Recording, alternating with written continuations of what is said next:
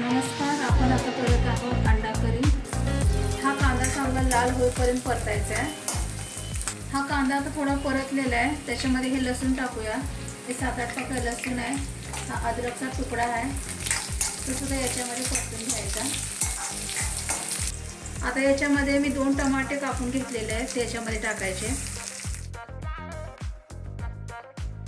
आता हे कांदा टमाटा पूर्णपणे शिजलेला आहे। आता आपण गॅस बंद करूया आणि मिक्सरला याची बारीक पेस्ट करून घेऊया। अशा प्रकारे आपण मिक्सरला याची बारीक पेस्ट करून घेतलेली आहे। आता आपण ही अंडी फ्राय करून घेऊया। कढईमध्ये थोडंसं तेल टाकून घेऊया, थोडीशी हळद टाकून घेऊया, थोडीसं धना जिऱ्याची पावडर टाकायची, थोडा गरम मसाला टाकायचा आणि ही लाल मिरची पावडर टाकायची। जे आपण ही अंडी उकडून घेतली होती ती आता याच्यामध्ये फ्राय करायला ठेवूया।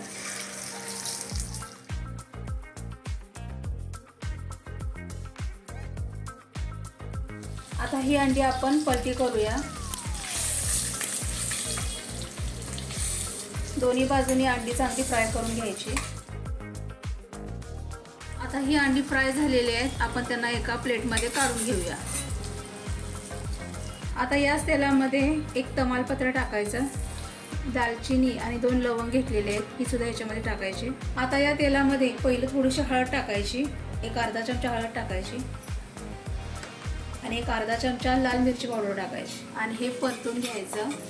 याच्यामुळे आपल्या भाजीला रंग चांगला येईल। आता आपण जे मिक्सरला बारीक वाटण केलं होतं ते आता याच्यामध्ये मिक्स करूया। आता हे सगळं मिक्स करून घेऊया। आपण याच्यामध्ये हळद टाकलेली आहे, त्यामुळे आता फक्त धना जिऱ्याची पावडर टाकायची, एक अर्धा चमचा धना जिरा पावडर, एक अर्धा चमचा गरम मसाला, 1 चमचा भरून लाल तिखट। गॅसची आच कमीच ठेवायची, नाहीतर करपून जाईल मसाले सगळे। आता आपण याच्यामध्ये दही मिक्स करूया। इथे मी 2 चमचे दही घेतलेलं आहे, हे दही याच्यामध्ये मिक्स करून घ्यायचं। दह्यामुळे भाजीला चव चांगली येते, म्हणून दही टाकायचं याच्यामध्ये। हे मसाले चांगले परतलेले आहेत, ही ग्रेव्ही परतलेली आहे। आता आपण याच्यामध्ये थोडंसं पाणी टाकूया।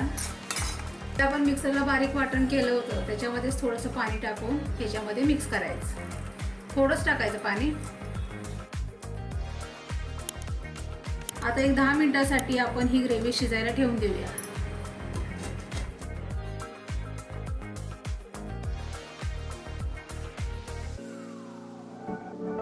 आपण जी अंडी फ्राय केली होती ती याच्यामध्ये मिक्स करूया।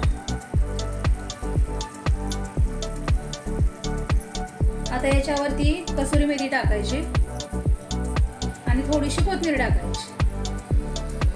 आता आपली ही अंडा करी खाण्यासाठी तयार आहे।